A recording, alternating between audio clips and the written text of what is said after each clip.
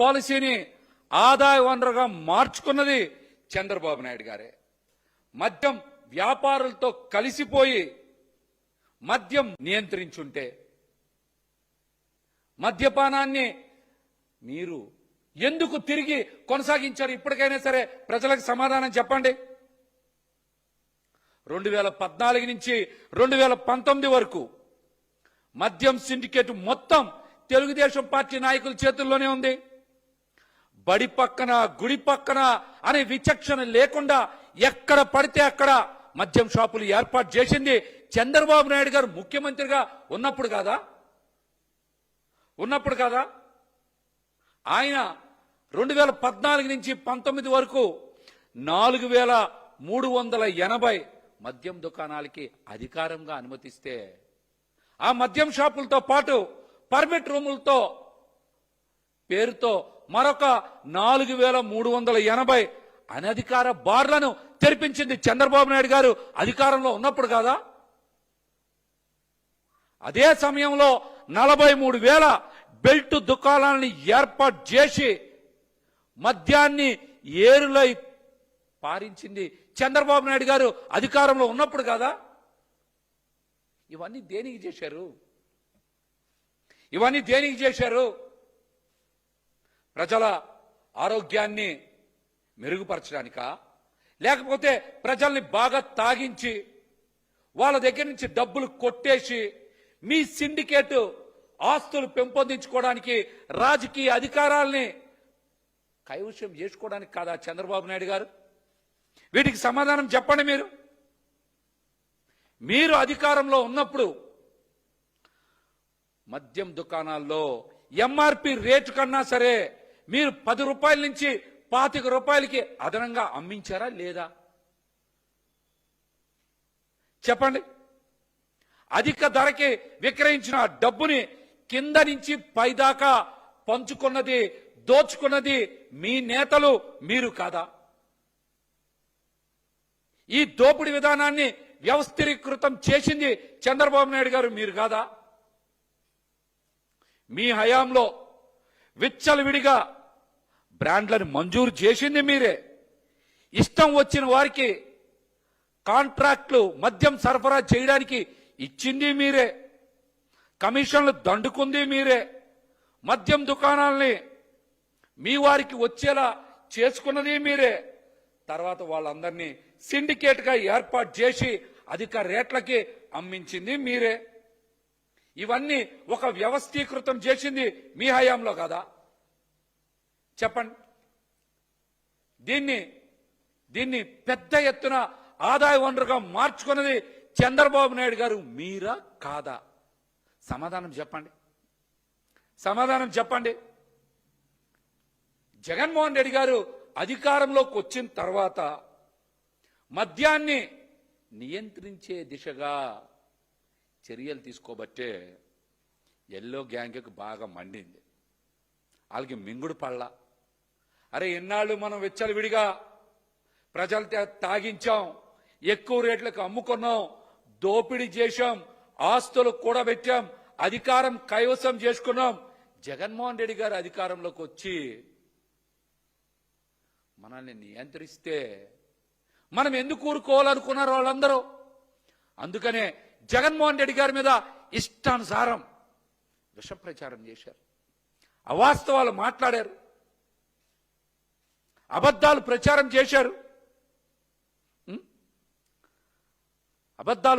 చేశారు.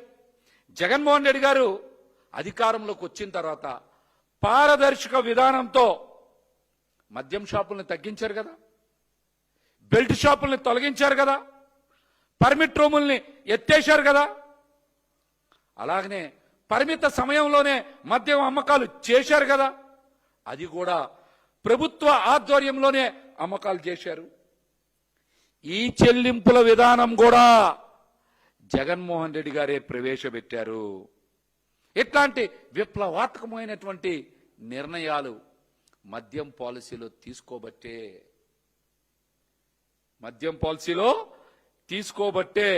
మద్యం వ్యవస్థని గుప్పెట్లో పెట్టుకున్న వారికి కంట్లో నలుసుగా మారిపోయారు జగన్మోహన్ రెడ్డి గారు. వైఎస్ఆర్సీపీ ప్రభుత్వం తమ అక్రమ సంపాదనకి, రాజకీయ ఆదాయ వనరులు పోవడంతో చంద్రబాబు గారికి, ఆయన మనుషులకి, తెలుగుదేశం పార్టీకి కడుపు మంట పెరిగింది. వైఎస్ఆర్సీపీ మీద, జగన్మోహన్ రెడ్డి గారి మీద కొన్ని దశాబ్దాలుగా లిక్కర్ వ్యాపారంలో కూరుకుపోయి, పాతుకుపోయి, తద్వారా వందల వేల కోట్ల రూపాయలు సంపాదించినటువంటి ఈ నాయకులకి, ఈ మాఫియాకి జగన్మోహన్ రెడ్డి గారి నిర్ణయాలు కంటగింపుగా మారాయి. బార్లు, మద్యం దుకాణాలు అన్ని కూడా, డిస్టిలరీలు అన్ని కూడా చంద్రబాబు నాయుడు గారి కోటరీలో ఉండేటువంటి మనుషుల చుట్టూనే ఉన్నాయి. వాళ్ళందరికీ జగన్మోహన్ రెడ్డి గారు తీసుకున్నటువంటి నిర్ణయాలు గొంతులో వెలక్కాయ పడినట్టు అయినాయి. వాళ్ళందరికీ కూడా పచ్చ నేతలకి, చంద్రబాబు నాయుడు గారికి అక్రమ ఆదాయం చేరినటువంటి పరిస్థితి వచ్చింది. అందుకే వాళ్ళందరూ కూడా మద్యం పాలసీ మీద విష ప్రచారం చేయడం మొదలు పెట్టారు. వాళ్ళు చేసినటువంటి విష ప్రచారంలో ఎక్కడా లేని బ్రాండ్లు తీసుకొస్తున్నారని చెప్పారు. అలాగే లిక్కర్లో విషం ఉందనేటువంటి మాట తప్పుడు రిపోర్టుల ద్వారా ప్రచారం చేశారు. అబద్ధపు నివేదికల్ని వాళ్లే సర్క్యులేట్ చేశారు. కానీ అసలు లిక్కర్లో వైసీపీ ప్రభుత్వ హయాంలో సరఫరా చేసినటువంటి మద్యంలో అన్ని కూడా నాణ్యతా ప్రమాణాలకి అనుగుణంగానే ఉన్నాయి. అవి ప్రమాదకరం కాదు, సహజ సిద్ధమైనటువంటి మొక్కల నుంచే తయారయ్యాయని చెన్నైలోని NGS ల్యాబ్ కూడా ధృవీకరించినా సరే ఆ ల్యాబ్ రిపోర్ట్లను కూడా వీళ్ళు తారుమారు చేసి వాళ్ళని ఇవ్వని రిపోర్ట్లని ఇచ్చారని పదే అవాస్తవాలు కూడా ప్రచారం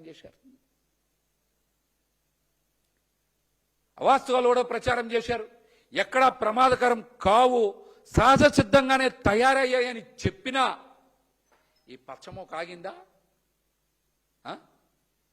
ఒక్కొక్కళ్ళు తిమింగలాల్లాగా, అనకొండలాగా ఈ మద్యం ద్వారా వచ్చే డబ్బులు వందల వేల కోట్లు సంపాదించి జగన్మోహన్ రెడ్డి గారు తీసుకున్నటువంటి నిర్ణయాల్ని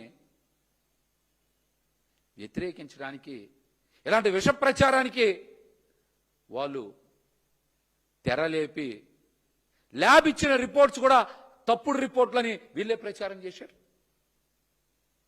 అప్పుడు కేంద్ర ప్రభుత్వ సంస్థ అయినటువంటి IICIకి ఏపీ బెవరేజ్ కార్పొరేషన్ మద్యం నమూనాలను పంపించి వాటిని పరీక్ష చేయించిన తర్వాత సర్టిఫై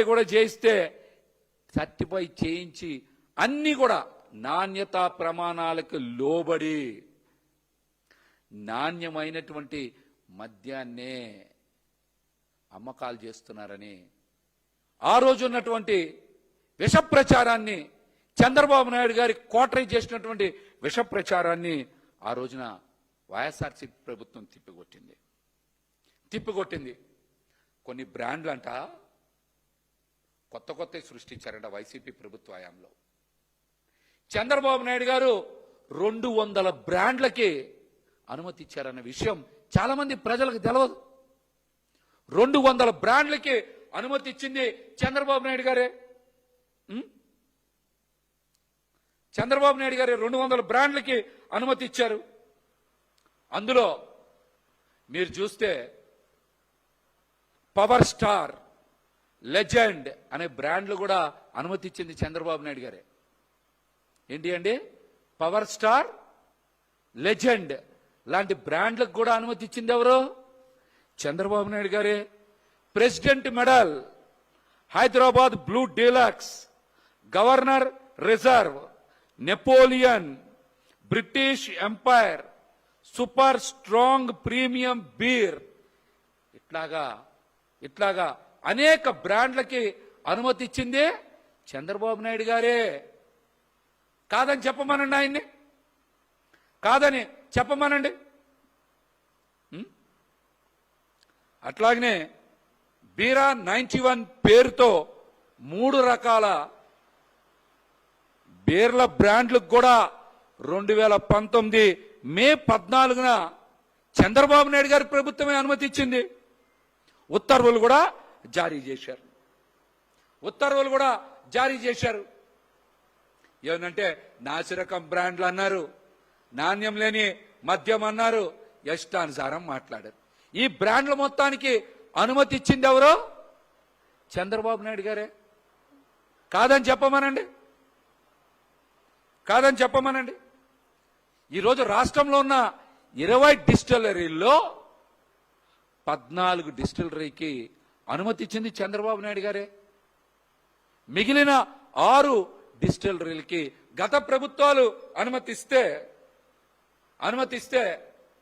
14 డిస్టిలరీలకి చంద్రబాబు నాయుడు గారు అధికారంలో ఉండగానే అనుమతులు ఇచ్చారు.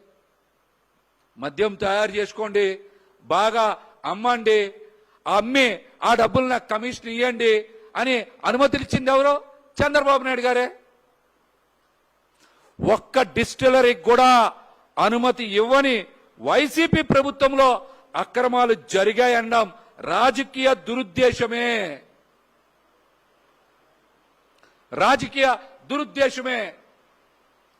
ఒక్క డిస్టిలరీకి అయినా సరే వైఎస్ఆర్సీపీ ప్రభుత్వంలో అనుమతి ఇచ్చారా? అనుమతి ఇవ్వకుండా మీరు ఇష్టానుసారం ప్రచారం చేశారు కదా.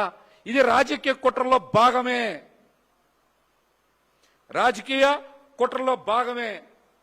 కొన్ని చెప్తా ఉన్నా, మొత్తం 14 20 చెప్పడం కన్నా 2017లో బీవీఎస్ డిస్టిలరీస్ కి అనుమతి ఇచ్చింది చంద్రబాబు నాయుడు గారే కదా. శ్రావణి ఆల్కో బ్రూ ప్రైవేట్ లిమిటెడ్ 2017లో అనుమతి ఇచ్చింది చంద్రబాబు నాయుడు గారే కదా. బీడీహెచ్ ఆగ్రో వెంచర్స్ ప్రైవేట్ లిమిటెడ్ కి అనుమతి ఇచ్చింది చంద్రబాబు నాయుడు గారే కదా. విశాఖ డిస్టిలరీస్ కి 2019లో అయ్యన్న పాత్రుడు గారిది అనుకుంటా, అది అంతేనండి రమేష్ గారు? 2019లో విశాఖ డిస్టిలరీస్ అనుమతి ఇచ్చింది చంద్రబాబు నాయుడు గారే. మరి ఇవన్నీ అనుమతి ఇచ్చారు. ఎక్కడా కూడా వివక్ష లేకుండా సప్లై ఆర్డర్లు ఇచ్చింది వైసీపీ ప్రభుత్వం. కానీ వివక్షతో డబ్బులు కొట్టేయాలని, స్కామ్ చెయ్యాలని, కమిషన్లు బాగా దండుకోవాలని ఆర్డర్లు ఇచ్చింది మాత్రం చంద్రబాబు నాయుడు గారే. దీని మీద ఎక్కడైనా ఎప్పుడైనా బహిరంగ చర్చకి సిద్ధమని కూడా మేమైతే తెలియజేస్తున్నాం. పక్షపాత ధోరణితో తనకి నచ్చిన డిస్టిలరీకి, తనకి నచ్చిన సప్లై కంపెనీలకి ఇష్టానుసారం ఆర్డర్లు ఇచ్చి స్కామ్ చేసింది, కమిషన్లు కొట్టేసింది చంద్రబాబు నాయుడు గారు. ఆయన కోటరీ మాత్రమే అని మేమైతే చాలా స్పష్టంగా చెప్పగలం.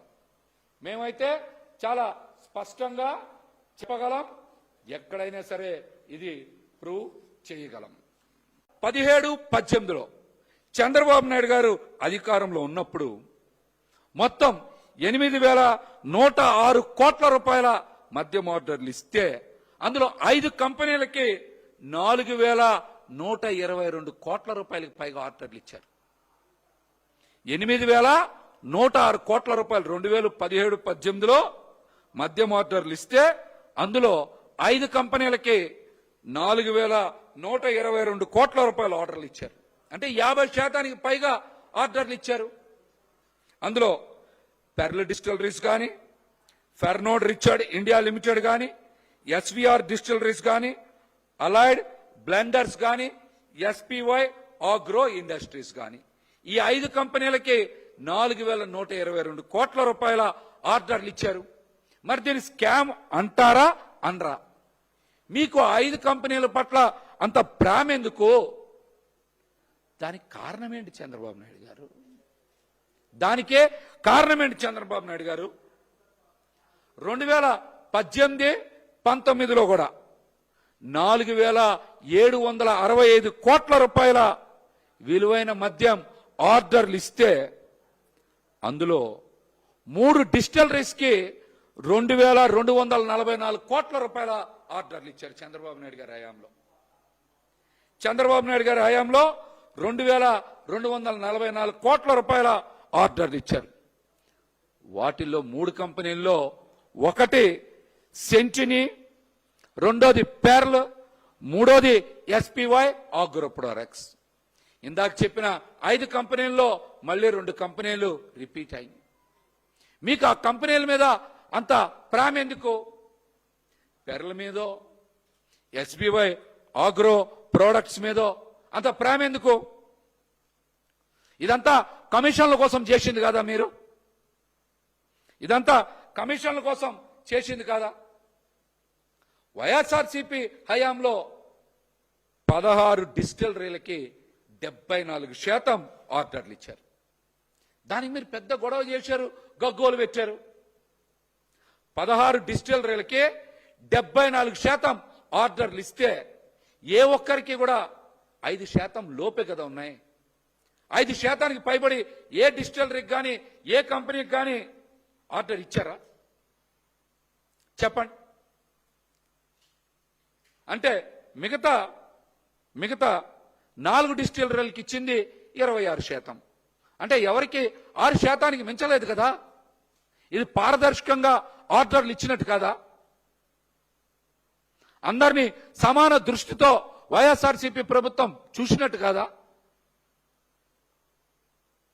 ఇందులో ఎక్కడ మీకు పారదర్శకత కనిపించలేదో మీరు సమాధానం చెప్పండి. 2019 అక్టోబర్ నుంచి 2021 నవంబర్ 30 వరకు బెవరేజ్ కార్పొరేషన్ 17,570 కోట్ల రూపాయల విలువైన మద్యం ఆర్డర్లు ఇస్తే అందులో 16 కంపెనీలకి 11,040 కోట్ల రూపాయల ఆర్డర్లు ఇచ్చారు. అంటే 20 డిస్టిలరీల్లో 16 డిస్టిలరీలకి ఇచ్చిన ఆర్డర్స్ 63% దగ్గర. అంటే ఏ ఒక్క డిస్టిలరీ కూడా 4%కి మించి ఆర్డర్లు ఇవ్వలేదు కదా. దీన్ని అడ్డగోలుగా ఇవ్వమంటారా? మీలాగా 5 కంపెనీలకి 50% ఇస్తే అది పారదర్శకత. 16 కంపెనీలకి 63% ఇస్తే అది అడ్డగోలుగా ఇవ్వడమా? అసలు అదాన్ డిస్టిలరీస్ అనేది ఆంధ్రప్రదేశ్లో ఉందా? అదాన్ డిస్టిలరీస్ అనేది ఆంధ్రప్రదేశ్లో ఉందా? చెప్పండి. అట్లాగనే మద్యం పాలసీలో వైఎస్ఆర్సీపీ ప్రభుత్వాన్ని ఏదో రకంగా అబాస్పాలు చెయ్యాలని, ప్రభుత్వ ప్రతిష్టని దిగజార్చాలని వాళ్ళు చేస్తున్నటువంటి కుట్రలన్నీ కూడా భగ్నమయ్యాయని చంద్రబాబు నాయుడు గారు అండ్ అందరూ కూడా కలిసి కాంపిటీషన్ కమిషన్ ఆఫ్ ఇండియాలో కేసేశారు. అక్కడ కూడా మీకు ఎదురు దెబ్బే కదా తగిలింది. ఆ కమిషన్ కూడా 2022లో చారిత్రాత్మకమైనటువంటి నిర్ణయాన్ని వెలువరించింది కదా.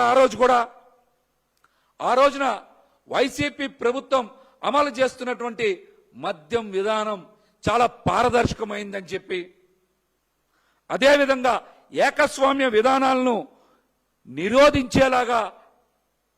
నిరోధించేందుకు ఉద్దేశించబడినటువంటి కాంపిటేటివ్ కమిషన్ కి అనుగుణంగానే ఆంధ్రప్రదేశ్ మద్యం విధానం ఉందని అలా ఆ రోజున వారు కూడా వారి నిర్ణయాన్ని వెలువరించబట్టే కదా మీరు అందరూ వెనక్కి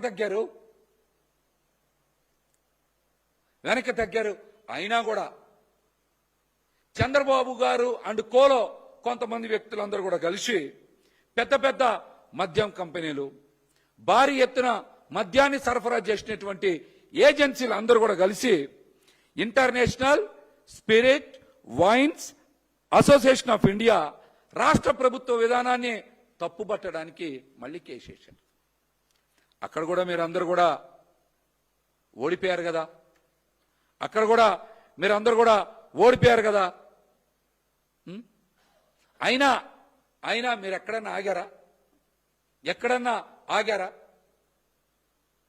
ఎంతసేపు ఒక విప్లవాత్మకమైనటువంటి మార్పుని తీసుకొచ్చి ప్రజల్ని మద్యపానానికి దూరంగా ఉంచాలి అన్న జగన్మోహన్ రెడ్డి గారి నిర్ణయాల్ని మీరు ఏదో రకంగా తప్పుబడుతూ ప్రతిసారి కుట్ర చేశారు కదా, మీరు కుట్ర చేశారు కదా.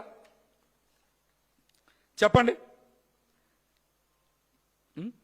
ఏ ఒక్క డిస్టిలరీకైనా సరే వైసీపీ ప్రభుత్వం ఎక్కడైనా సరే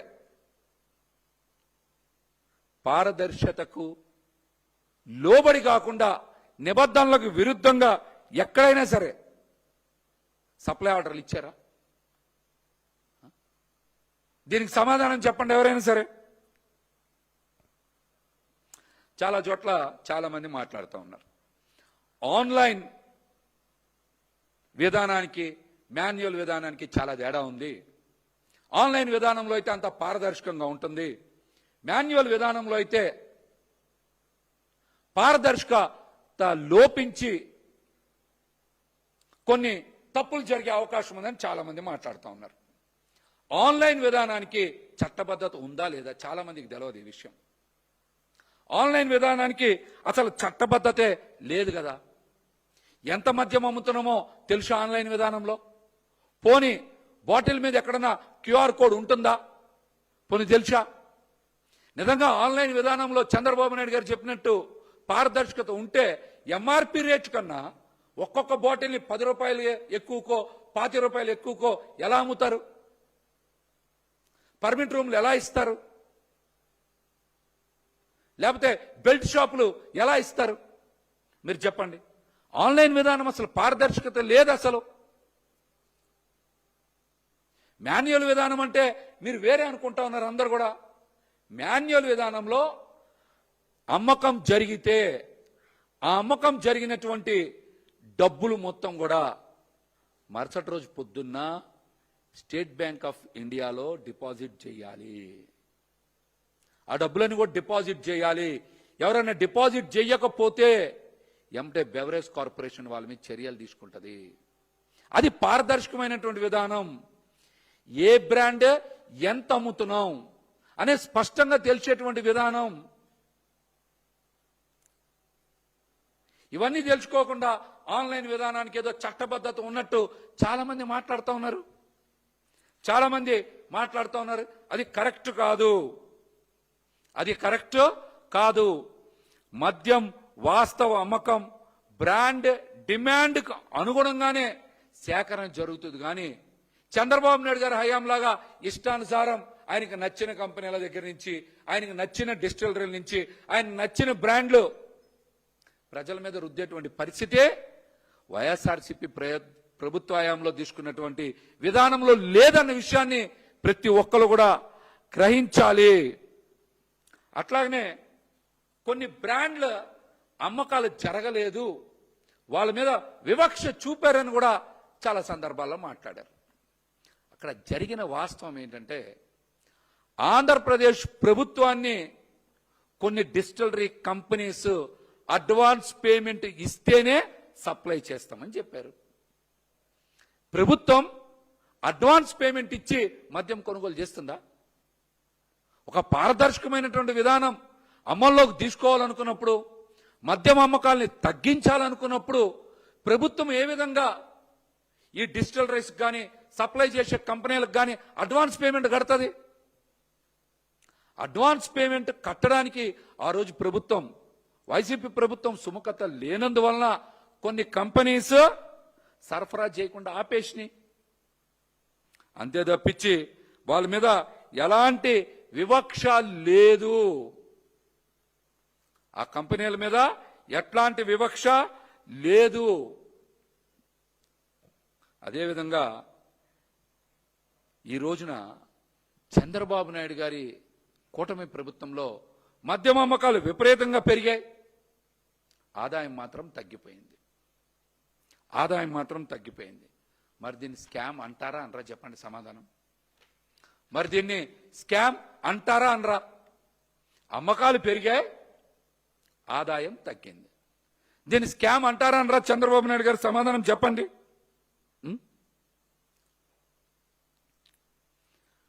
అసలు సిసలైన liquor scam star Chandrababu Naidu గారే. ఆయన మీదే కదా 2014-19 మధ్య మద్యం కుంభకోణానికి సంబంధించి నమోదైన ఎఫ్ఐఆర్లో ఏ3గా ఉన్నది ఆయనే. ఏ3గా ఉన్నదే చంద్రబాబు నాయుడు గారే. ఆయన మీద ఐపీసీ, అదేవిధంగా ప్రివెన్షన్ ఆఫ్ కరప్షన్ యాక్ట్ 1988 ప్రకారం కేసు నమోదయ్యింది. A1గా అప్పటి ఎక్సైజ్ కమిషనర్ నరేష్ గారు ఉన్నారు. A2గా అప్పటి ఎక్సైజ్ మినిస్టర్ కొల్లు రవీంద్ర గారు ఉన్నారు. మీరు అయాచితంగా 3 కంపెనీలకి లబ్ధి చేకూర్చారా లేదా ఆ రోజున? ఒకటి ఎస్పీవై రెడ్డి గారికి, 2 అయ్యన్న పాత్రుడు గారికి చెందినటువంటి విశాఖ డిస్టిలరీకి, 3 యనమల రామకృష్ణుడు గారి వియ్యంకుడైనటువంటి పుట్టా సుధాకర్ యాదవ్ గారికి అడ్డగోలుగా మేలు చేకూర్చడానికి అడ్డదారులు దొక్కింది చంద్రబాబు నాయుడు గారి ప్రభుత్వం అనే కదా ఆ రోజు కూడా కేసు నమోదైంది. ఈ 3 గురించే కదా మీరు ఎక్సైజ్ పాలసీని కూడా మార్చి ఇష్టానుసారం అనుమతులు ఇచ్చింది. చెప్పండి. మీరు ఇవన్నిటికీ సమాధానం చెప్పకుండా మీ ఇష్టానుసారం ఎవరి మీద పడితే వాళ్ళ మీద స్కామ్ అంటా ఉన్నారు.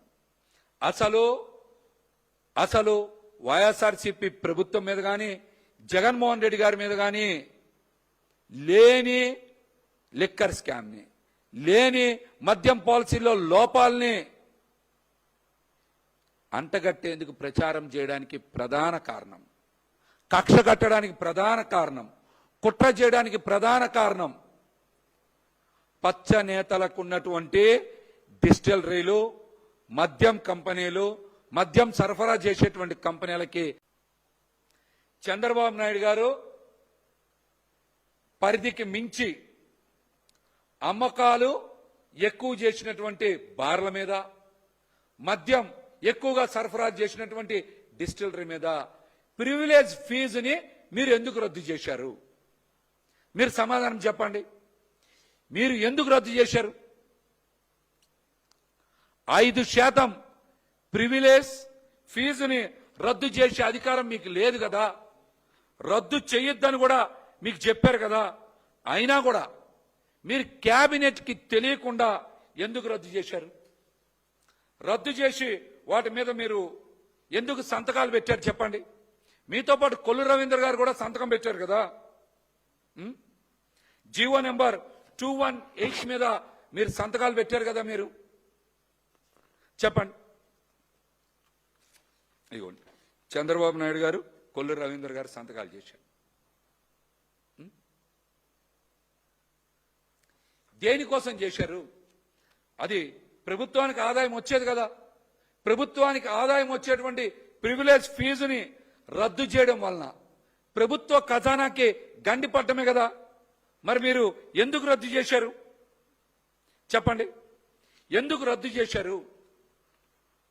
దీనివల్ల ప్రభుత్వ ఖజానాకి నష్టం అయినా కూడా మీరు ప్రివిలేజ్ ఫీజుని ఎందుకు రద్దు చేశారో సమాధానం చెప్పాలి.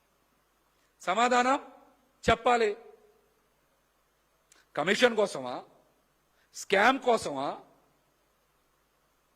దేనికోసం ప్రివిలేజ్ ఫీజుని రద్దు చేశారో చంద్రబాబు నాయుడు గారు సమాధానం చెప్పండి. కమిషన్ల కోసమో, స్కాముల కోసమో, అధికారంలోకి రావడం కోసమో, ఎమ్మెల్యేలని కొనుగోలు చేయడం కోసమో తప్పుడు పనులు చేసేది మీరు. బురద జల్లేది మాత్రం వైఎస్ఆర్సీపీ పార్టీ మీద, జగన్మోహన్ రెడ్డి గారి మీద.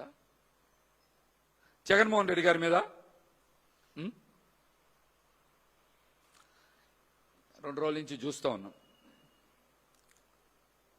మద్యం పాలసీ మీద ఒక కట్టు కదా అల్లారు, దాని మీద ఇష్టానుసారం చేసుకుంటా పోతా ఉన్నారు. పైగా దాంట్లో బిగ్ బాస్ అంటూ మా పార్టీ అధ్యక్షుల్ని, మాజీ ముఖ్యమంత్రి జగన్మోహన్ రెడ్డి గారిని ఉద్దేశించి మాట్లాడుతూ ఉన్నారు. అసలు బిగ్ బాస్ ఎన్టీ రామారావు గారికి వెన్నుపోటు పొడిచి సారా డబ్బులతో ఆ రోజు ఎమ్మెల్యేలను కొన్న చంద్రబాబు నాయుడు గారు బిగ్ బాసా కాదా? చంద్రబాబు నాయుడు గారి రాజకీయ జీవితం తొలినాళ్లలో ఏలేరు స్కామ్ పేరుతో భూములు కోల్పోయిన నిర్వాసితుల దగ్గర నుంచి రైతుల దగ్గర నుంచి డబ్బు కొట్టేసినటువంటి చంద్రబాబు నాయుడు గారు బిగ్ బాసా కాదా? పదవీ కాలం పూర్తయి ప్రభుత్వం రద్దయి ఆపద్ధర్మ ముఖ్యమంత్రిగా ఉన్న సమయంలో కూడా ఐఎంజీకి 100 ఎకరాల భూముల్ని, వేలాది కోట్ల రూపాయల భూముల్ని, హైదరాబాద్ నడిబొడ్డులో ఉన్న భూముల్ని అప్పగించి కోట్లాది రూపాయల లంచాలు కొట్టేసిన చంద్రబాబు గారు మీరు బిగ్ బాస్ కాదా? ఓట్లకి నోటు కేసులో తెలంగాణలో ఎమ్మెల్సీని కొనుగోలు చేస్తూ ఆడియో వీడియో టేపులతో అడ్డంగా దొరికిపోయినటువంటి మీరు బిగ్ బాస్ కాదా? ఇవి కాకుండా రాజధాని భూములు, ఇసుక, రింగ్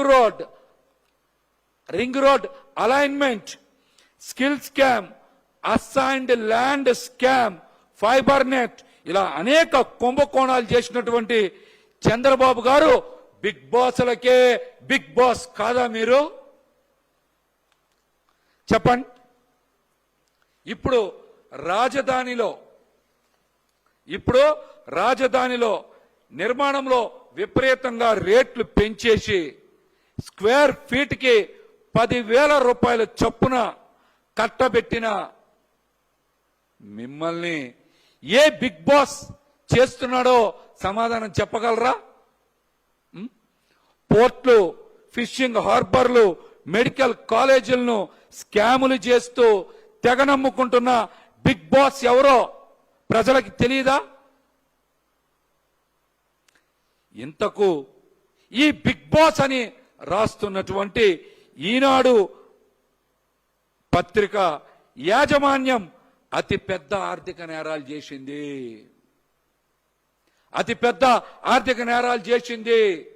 మార్గదర్శి ఫైనాన్షియల్ పేరు మీద 5,000 ఎకరాలు, మార్గదర్శి చిట్ ఫండ్ మీద 100,000 కోట్ల స్కామ్ చేసింది.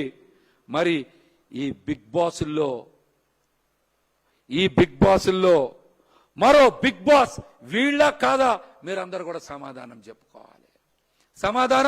చెప్పుకోవాలి. మీ ఇష్టానుసారం వార్తలు రాసి మీ వ్యక్తిగత ఆర్థిక రాజకీయ ప్రయోజనాలకు భంగం వాటిల్లుతుందని, ప్రజా ప్రయోజనాల కోసం, ప్రజల ఆరోగ్యం కోసం మద్యం అమ్మకాల్ని నియంత్రించినటువంటి వైఎస్ఆర్సీపీ ప్రభుత్వం మీద లేనిపోని అపవాదులు పెడుతూ అక్రమంగా కేసులు బనాయిస్తూ ఉంటే ప్రజలు ఇవన్నీ కూడా గ్రహిస్తారు. తప్పనిసరిగా రాబోయే రోజుల్లో ముక్కు బుద్ధి చెప్తారని కూడా ఈ సందర్భంగా హెచ్చరిస్తా ఉన్నాం.